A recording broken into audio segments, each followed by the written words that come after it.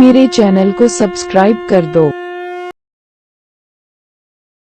श्री श्री ठाकुर अनुकूल चंद्र भगवान के अवतार थे, जो कि श्री रामचंद्र, श्री कृष्ण, भगवान बुद्ध, भगवान ईसा, पैगंबर मोहम्मद, श्री चैतन्य और श्री रामकृष्ण जैसे सभी पिछले पैगंबरों की वंशावली में से एक थे। श्री श्री ठाकुर अनुकूल चंद्र सहित सभी पिछले पैगंबर सर्वोच्च शक्ति, महान निर्माता के अवतार हैं। वे मानव जाति के कल्याण के लिए अपने संदेश के साथ विभिन्न समयों पर अवतरित हुए। वे सद्गुण और पौरुष का मार्ग दिखाकर मानव जाति को बचाने के लिए आए थे। वे सभी अपने समकालीन काल में भगवान की जीवित छवि थे। उन्होंने ऐसा जीवन जिया जो समकालीन मानवता के लिए अपनाने और जीवन के सभी क्षेत्रों में विकास और खुशी की तलाश करने के लिए सबसे उपयुक्त था। वे हर समय शांति और समृद्धि, प्रेम और जीवन का संदेश लेकर चलते हैं, और सबसे बढ़कर वे हमें बताते हैं कि किस तरह से जीवन जिया जाए जिससे मानव जाति का अंतिम उद्देश्य प्राप्त हो सके। वे पूरी मानव जाति के लिए आए थे। उन्होंने जाति, पंथ, जातीय विभाजन और भौगोलिक सीमाओं के बीच भेदभाव नहीं किया।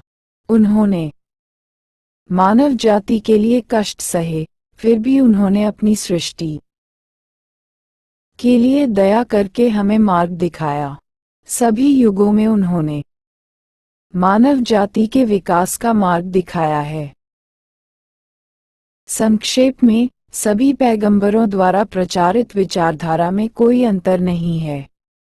उन सभी के मन में पिछले पैगंबरों के प्रति गहरा और स्थायी सम्मान था।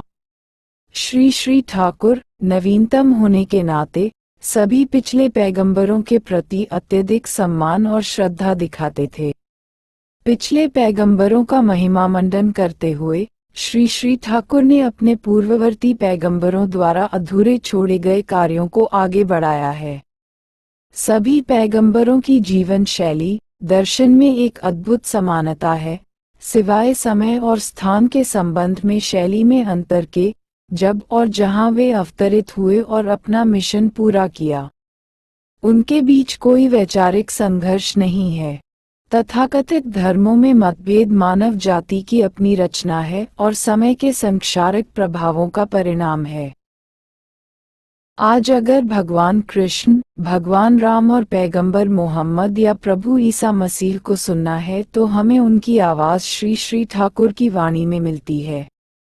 अगर आज मानवता को अतीत के किसी पैगंबर के दिखाए मार्ग पर चलना है तो हमें श्री श्री ठाकुर अनुकूल चंद्र की विचारधारा में रास्ता दिखाई देता है। यदि ईश्वर एक है तो तार्किक रूप से उनके संदेशवाहक भी एक ही होने चाहिए।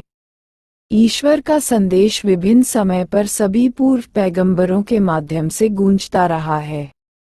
भगवान के संदेश का नवीनतम और सबसे अद्यतन संस्करण श्री श्री ठाकुर के दयालु शब्दों के माध्यम से सुना गया।